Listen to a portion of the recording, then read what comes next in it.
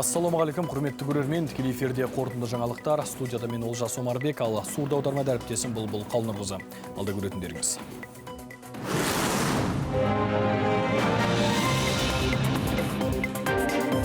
Атырауда балаларын қараусыз қалдырып араққа салынған әйел атана құқығынан айырылуы мүмкін. Қиын жағдайға тап болған балалар қайда паналап жүр? Абай облысында көлік қағып Астанаға жеткізілген балалардың жағдайы әлі де ауыр. Денсаулық сақтау министрі ауруханаға арнайы барып, науқастардың халін білді. Алматыда жаңа оқу жылында 12 білім ордасы ашылады, ал мектеп табалдырығын 27 мыңға жуық бүлдіршін аттамақ. Шаһарда орын тапшылығы қалай шешіліп жатыр?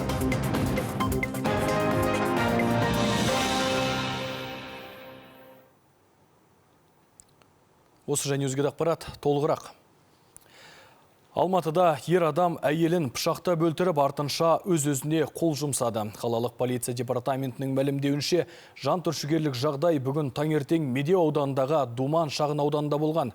40 жастағы азамат отбасылық жанжал кезінде 38 жастағы жұбайына шабуылдап, пышақ жарақатын салған. Салдарынан әйелі жан тәсілім еткен. Артынша бірер минуттан соң өзі де өлім құшқан.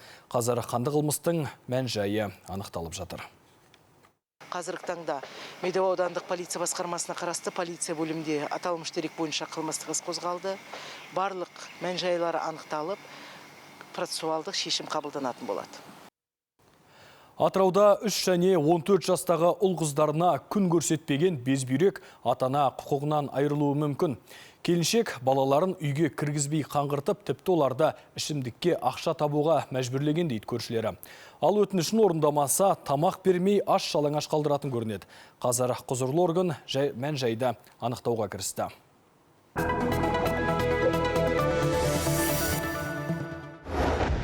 Көршілерінің айтуынша 14 жастағы Кирилл үнемі далада қараусыз жүреді. Анасы 2 күннің бірінде жанжал шығарып, ұлын ішімдікке ақша табуға мәжбүрлейтін көрінеді. Тиын тебенсіз келсе, оны үйге кіргізбей қаңғыртып жіберетін кездері көп болған дейді жақын маңда тұратындар. Жұмыс істемейді, ішеді, балаға қарамайды. Көбіне далада жүретін сияқты, базарда, атана арақ ішкесі не болады? Қызық болмайды оның бәрі. Мектепке бармайтын сон. Арақтан көзін ашпайды. Бала енді действительно қаңғып жүреді. Қасында неше түрлі балдар болады. Бірақ та деген енді мамасы деген енді жатыр ғой, инсульт алды.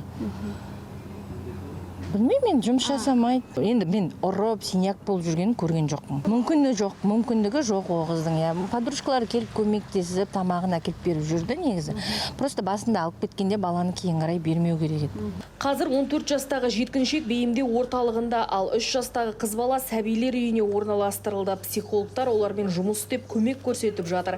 Мамандар балалардың қатты шошынып, қорқып қалғандарын айтады. Келгенде енді өзім болмағандықтан жалпы көңіл күйі жоқ. Мамама барам, только мама, ол ауырады мамам деп. Қазіргі жағдай, баланың жағдайы жақсы, көңіл күйі де жақсы. Себебі бұған дейін де бізге бірнеше рет түскен болатын. Жаңағы ортаға, біздің орталыққа, іштегі балаларға тез бейімделіп кетті ортаға. Ақ көңіл бала жақсы. Біздер балаға ең бірінші көмек, психологиялық көмек көрсетеміз. Полиция осыдан 1 жыл бұрын балаларға қатысты міндеттерін орындамаған үшін анасын әкімшілік жауапкершілікке тартқан екен. Қазір кәмелетке толмағандардың ісі жөніндегі комиссия атана құқығынан айыру жазасын қарап жатыр. Атырау қаласында өзінің кәмелетке толмаған балаларының тәрбиесімен және олардың қауіпсіздігін қамтамасыз етпеген ата-анаға қатысты қазіргі таңда іс құжаттар жинақталуда. Отбасындағы 3 жастағы сәбилер үйіне, ал 14 жастағы жасөспірім кәмелетке толмағандарды бейімдеу орталығына орналастырылды. Жинақталған іс құжаттар кәмелетке толмағандардың ісі жөніндегі комиссияға ұсынылатын болады. Жалпы бейімдеу орталығында 24 жеткіншек бар екен. Мұнда ұл-қыздарға мамандар психологиялық қолдау беріп көмек көрсетеді. Жұлдыз Қайратқызы, Алматы телеарнасы, Атыраудан. Абай облысынан Астанаға жеткізілген балалардың жағдайы әлі де ауыр. Сондықтан дәрігерлер оларды операцияға дайындай алмай отыр. Бұл туралы денсаулық сақтау министрі Ақмарал Әлназарова мәлімдеді. Ведомство басшысы бүгін ауруханаға арнайы барып, олардың халін білді. Оларды құтқаруға реаниматологтар, нейрохирургтар және травматологтар жұмылдырылды.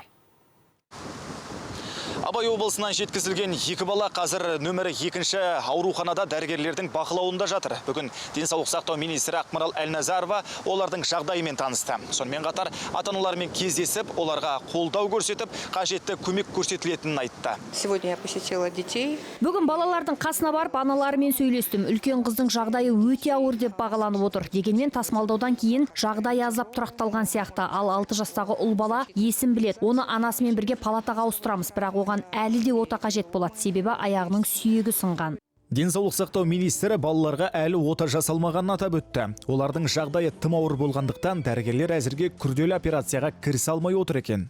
Операция на сегодняшний день не проводилась. Ота әзірге жасалған жоқ. Дәрігерлердің қазіргі мақсаты балалардың жағдайын тұрақтандыру. Операция тек ісік басылып, ағза дайын болған кезде ғана жасалады. Бұл отаның сәтті өтуіне септеседі. Дәрігерлердің айтуынша 9 жастағы қыздың жағдайы өте ауыр. Ол жасанды тыныс алу аппаратына қосылған. 6 жастағы ұлдың да жарақаттары жеңіл емес. Қос аяғының сүйегі сынған. Мамандар алдағы күндері қосымша тексерулер жүргізіп, содан кейін ғана емдеу тәсілін анықтамақ. 9 жастағы қыз балада денесінің бірнеше аймағының ауыр травмасы, басының жабық жарақаты, басының шаш бөлігінің бірнеше жерінің жарасы және травматикалық шок, иық сүйегінің сынуы, сондай диагноздармен келіп жеткізілді.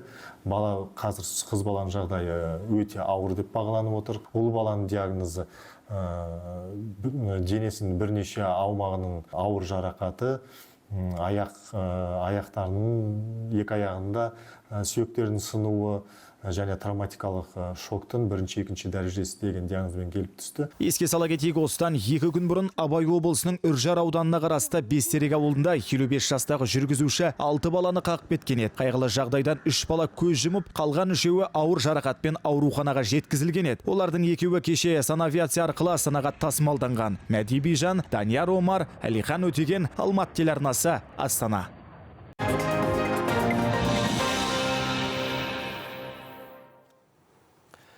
Алматының Алатау ауданындағы ықшамаудан тұрақты электр жүйесімен қамтылады. Теректіге жұмыс сапарымен барған шаһар әкімі Дархан Сатыбалды осылай деді.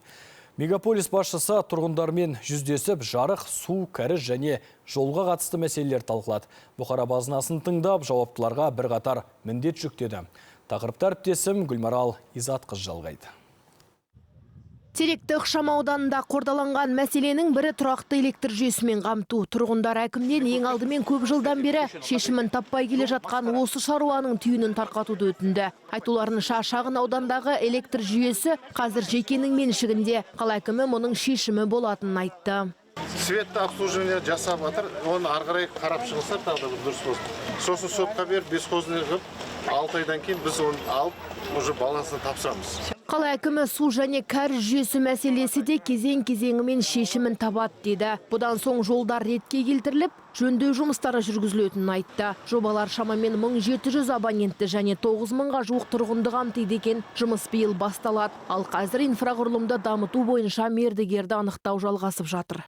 Су бар енді, өзімізде скважина бар, ТПшка да бар, это в принципе как бы и не проблема. Дорога будет теді, потому что Рысқұлова қазір өтеді. Бір шетінен өте қуаныштымыз, осындай ағамыз келіп, елдермен сөйлесіп проблеманы. Жаңа әкімге түсіндіріп айттық, енді замына тапсырма берді, ертең келем деді, көрем деді.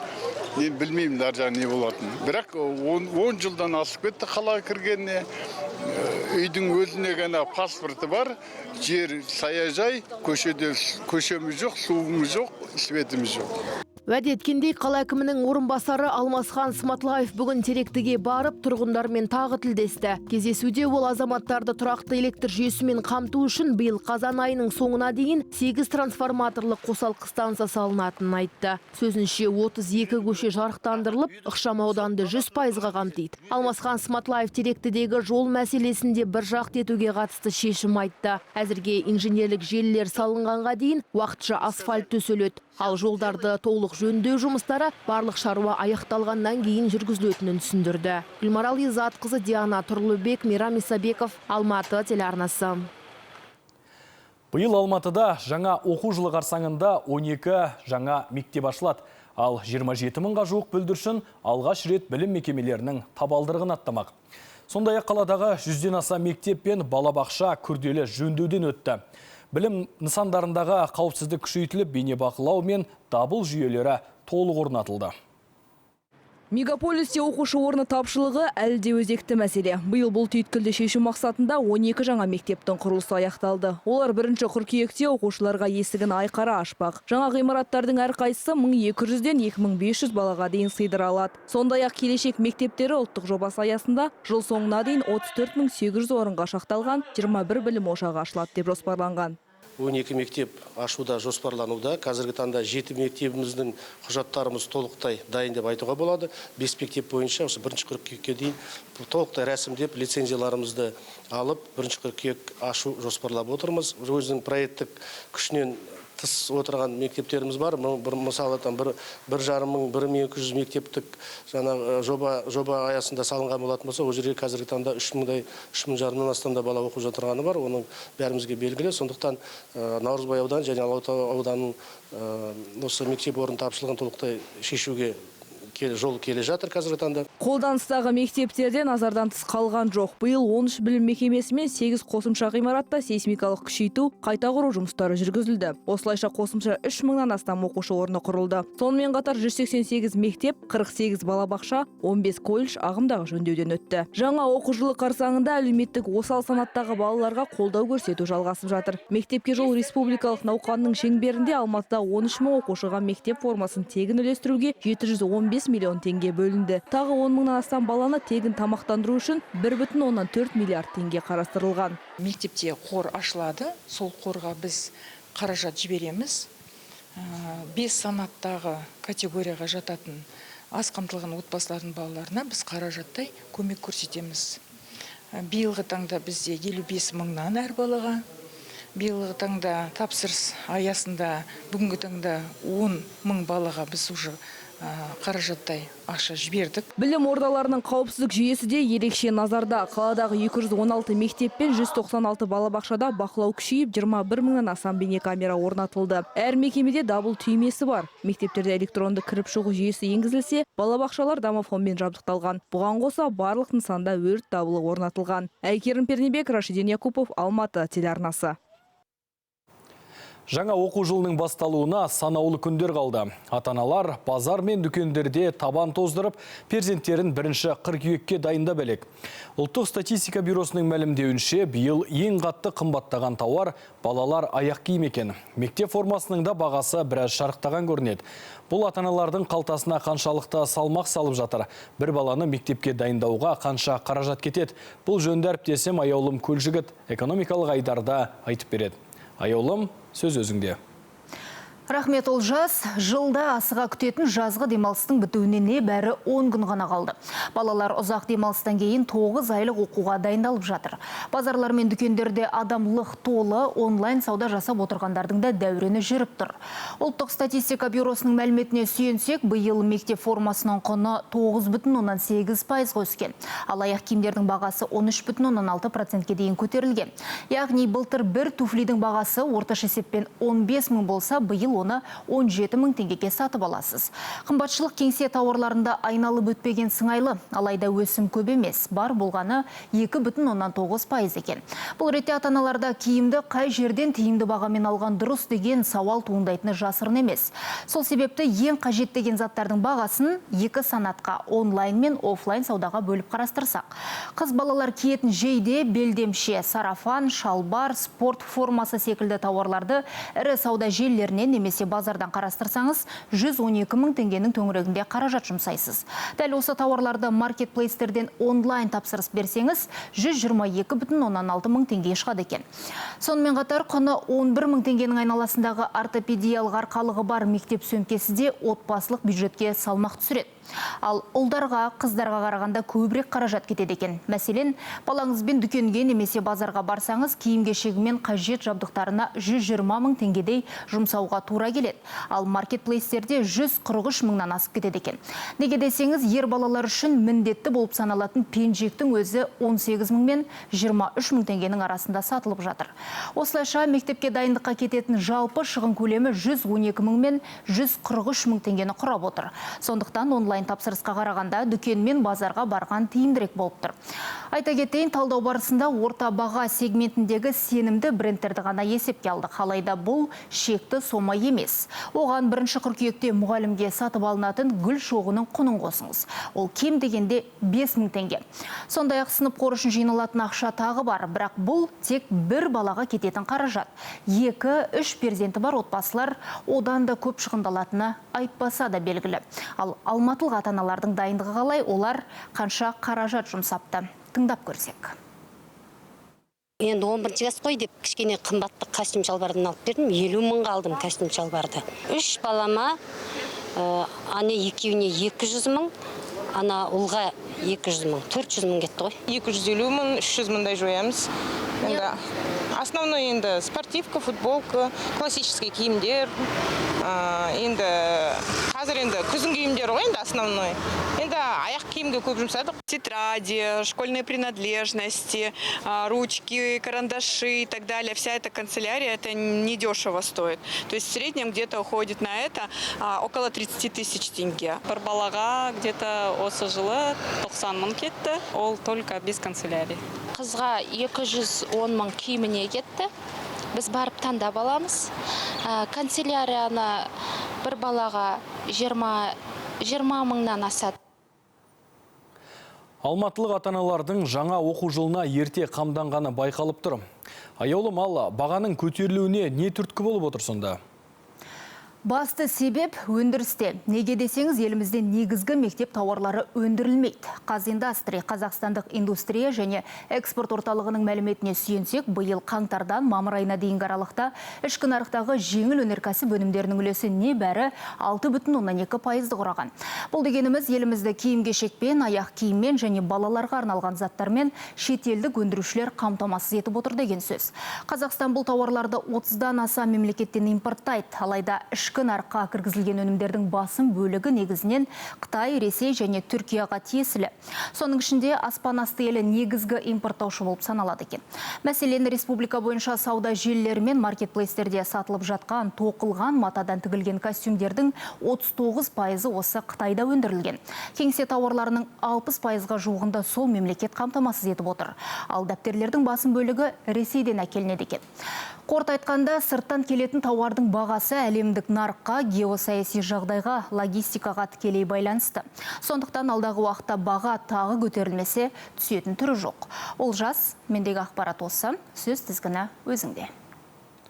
Ақпаратыңа рахмет, әріптес. Еске сала кетейін, экономикалық айдардағы тақырыпты зерттеген Аяулым Көлжігіт болды. Құрметті көрермен, жаңалықтардың екінші бөлімінен көретіндеріңіз.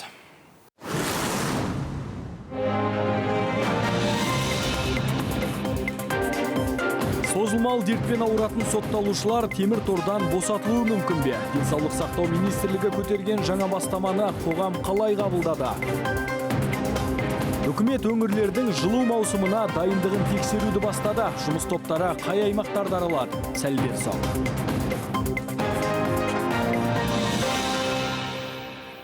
Тікелей эфирде жаңалықтар. Алматыда 2 адам үй иесін ауыр жарақаттап, пәтерін тонап кетті. Сұмдық жайт кеше түнгі 2-лер шамасында болған. Ұрылар пәтер қожайынын қорқытып барлық бағалы заттарын қолды қылыпты. Белгілі болғандай, күдіктілер бұған дейінде істі болған екен. Олар ұсталыпты. Ал соққыға жығылған азаматтың жағдайын дәрігерлер ауыр деп бағалап отыр. Енді сотталғандар қандайда бір дертпен ауырса, жазадан құтылуы мүмкін. Оларға туберкулез, қант диабеті, бауыр циррозы сияқты диагноз қойылса, азаматтың абақтыға жабылмауына негіз бар. Мұндай бастаманы еліміздің денсаулық сақтау министрлігі көтеріп отыр. Бүгінде ведомство тиісті құжат дайындап, қоғам талқысына шығарды. Сонымен заң алдында жауап беруден босатылатындар кімдер, көпшіліктің пікірі қандай? Әріптесім Диана Тұрлыбек жаңашылдық жайлы толығырақ айтады. Денсаулық сақтау министрлігінің әзірлеген құжатына сәйкес, енді айыпталушылар денсаулығына байланысты жазадан босатылуы мүмкін. Егер азаматтан созылмалы бүйрек, ауыр дәрежедегі өкпе ауруы және бауыр циррозы сияқты диагноз табылса, оларды түрмеге емес арнайы мекемеге жіберу қарастырылмақ. Бастама сотталғандар арасындағы өлім-жітімді азайтуға сеп дейді мамандар. Бұйрықтың жобасы мемлекеттік органдарға келісуге жіберілді. Сотталғандар жазасын өтеуден босату мәселесі бұл жерде қарап отырғанымыз. Бірақ осы барлық нақты шешімді сот органдары шешім қабылдайды. Алайда министрліктің бұл жобасымен жұрттың бірі келсе, бірі құптамайды. Сөздерінше қылмыскер қандай жағдайда да өз жазасын алуы керек. Сотталушы болса сол жерде емделеді да енді. Ол қылмыс жасады ғой. Қылмыс жасағаннан кейін қылмыс жасаған адам әр уақытта сотталу керек қой, қылмысына қарай. Ауыр болсын, жеңіл болсын жазасын алу керек қой. Дұрыс деп ойлаймын мен негізі. Өз өмір азға ғана уақытта енді действительно түрмеде өткенше бәрібір обреченный адам ғой енді. Ойлаймын, жеңілдік беру керек. Ал заңгер Бағдат Амандосұлы сотталушының денсаулығына қатысты анықтамасы болған күннің өзінде жазадан құтылып кетуі екіталай екенін айтады. Сөзінше жауапкершіліктен босату не босатпауды сот шешеді. Ал оған дейін азаматтардың денсаулығын тексеруге жаңадан құрылатын арнайы топ жауапты болады. Анықтама болса болды, жауапкершіліктен немесе жазадан босатылады, қоғамда қайтадан қылмыс жасайды деген ол қате түсінік болады. Оған дұрыс түсіну керек мына мәселені. Егер жазадан өтеліп, яғни босатылып, мерзімнен бұрын сөйтіп жазылып кететін болса, онда сол қылмыстың ескіру мерзімі бітпесе, ол қайтадан жаңағы түзеу мекемесіне кетеді. Айта кетейік, ауруына байланысты жеңілдік барлық сотталушыға бірдей қарастырылмайды. Адам өлтіріп қыз зорлағандар және топ болып бұзақылық жасағандар медициналық сараптама тағайындалмастан заң алдында жауап береді. Жоба 5 қыркүйекке дейін қоғам талқысына шығарылды. Көпшілік қолдаса, келесі айдың аяғында күшіне енбек. Диана Тұрлыбек, Ғани Қалуов, Хангелді Ахметханов, Алматы телеарнасы. Семейдегі жылу көздері қысқы маусымға 86% дайын болса, Ақтауда 80% екен. Үкімет өңірлердің жылу маусымына дайындығын тексеруді бастады. Жұмыс топтары энергетикалық инфрақұрылымы әбден тозған және апат қаупі жоғары облыстарға назар аударып отыр. Өңірлік инспекторлар алдымен ат басын Абай және Маңғыстау облыстарына бұрды. Аймақтардың жылу көздері жылыту маусымына қаншалықты дайын, қыстың көзі қырауда халық бүрсең қағып қалмай ма? Аршат Әділжаңыз айтып берсін. Премьер-министр Олжас Бектенов қыстың қамын жазда ойлап, өңірлердегі ахуалды көзбен көріп келу үшін кеңесшілерін аймақтарға аттандырды. Семейге барған Ермек Маржықпаев қаладағы бірнеше қазандықтар алып, жүргізіліп жатқан жұмыстармен танысты. Шаһар жылыту маусымына 86% дайын екен. 12 нысанда жөндеу жұмыстары әлі жүріп жатыр. Жалпы облыс бойынша 23 энергия көзі мен 26 шақырым жылу желісі жөндеуден өтіп жатыр екен. Нәтижесінде құбырлардың тозуы 59%-дан 56%-ға дейін төмендейді. Қазір аймақтағы барлық нысанның жылыту маусымына дайындығы шамамен 80%-дан асады. Объехали котельного центра, Габасова, РК-3. Орталық қазандық, Ғаббасов және Ақ-3 қазандықтарын аралап шықтық. Жалпы бұл жылыту маусымына дайындық аясындағы жөндеу жұмыстары. Қазіргі уақытта Ақ-3 нысандағы қазандықтар жөнделіп жатыр. Кейбір сорғылар, құбырлар ауыстырылады. Бюджеттен 97 миллион теңге бөлінді. 15 қыркүйекте жұмыс түгел аяқталады. Ал Ералы Тоғжанов болса, Ақтауға ат басын бұрды. Премьердің кеңесшісі алдымен МАЭК энергия кешенін жаңарту жұмыстарымен танысып, энергия блоктары мен қазан агрегаттарында атқарылған істі тексерді. Жергілікті атқамінерлер қаладағы тұрғын үйлер мен әлеуметтік нысандар жылыту маусымына 80% дайын дейді. Шаһардағы жылу желілерде жаңартылып жатыр екен. Қазір олардың орташа тозу деңгейі 79%. Биылғы жұмыс аяқталған соң бұл көрсеткіш 75%-ке дейін төмендейтін көрінеді. Биыл 2025 жылы бірінші және төртінші жоба бойынша 22-5 тағы да құбырлары ауыстырылып жатыр. Бүгінгі таңда 90% жұмыстар аяқталды. Қыркүйек айының 15-іне дейін осы жұмыстардың бәрін аяқтап, су жіберуді жоспарлап отырмыз.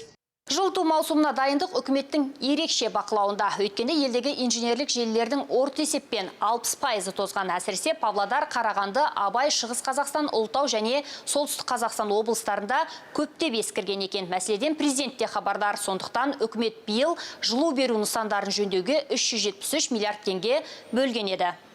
Астанадан Аршат Әділжанқызы, Данияр Омар, Алихан Өтеген, Алматы телеарнасы. Энергетика саласында нейрожүйе маңызды рөл атқара бастады. Жауапты министр Ерлан Ақкенженов жасанды жадымен жабдықталған дрондар электр желілерін тексеріп, ақауларын анықтауға және олардың алдын алуға көмектесетінін жеткізді. Одан бөлек жылу энергетикасында арнайы робот кешендері акустикалық резонанс әдісімен құбырларды ішінен сканерлеп, ақауларды анықтап, тарифтік шығынды азайтуға септеседі екен. Ал газ саласында жасанды интеллект көмегімен есептегіш көрсеткіштері фотосурет арқылы автоматты түрде оқылады. Бұл тұтынушылар үшін процесті жеңілдетіп, уақытты үнемдеуге көмектеседі. Министр сондай-ақ алда президенттің тапсырмасы аясында энергия өндіретін жаңа қуат көздерін іске қосу міндет тұрған айтты. Мәселен, Түркістан облысында қуаты 1000 мегаватт болатын электр станциясы салынып жатса, Қызылордада 240 мегаваттық жаңа жылу электр орталығының құрылысы қолға алыныпты. Президенттің тапсырмасына сай алдағы 5 жылда 14 гигаватт электр қуатты енгізілмек. Соңғы 2 жылда 1,3 гигаватт іске қосылды.